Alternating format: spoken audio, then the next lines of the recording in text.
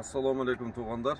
Мына Қырғызстандың 1 метр жері бош қалбастан мынандай бақ болуш керек да, мынандай жиш жайланышқан бақ болып, ушул жерде бардық жерлерибизде биз не пайдаланышыбыз керек да, эффективдүү.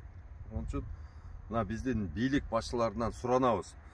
Силерге ушул бюджеттен акча түшөбү? Бир жерден бир акча келеби? Ошолордун бардыгын ушул ирригацияга эле сала бергиле. Ирригацияга салып, ушул талалардын бардыгына суу чыгарып бергиле. Биздин элибиз мындагы бак кылсын. Бар жокту бак кылыш керек. Кыргызстанды өнүктүрүү стратегиясы бул багбанчылык. Башка кыла турган деле иш калган жок да. Мына ушул багбанчылыкты жасап, судан чыккан мөмө жемишти өзүбүз жеп, башканы экспортко чыгарып, экологиялык таза тамак аштын мекени болсок болот да биз.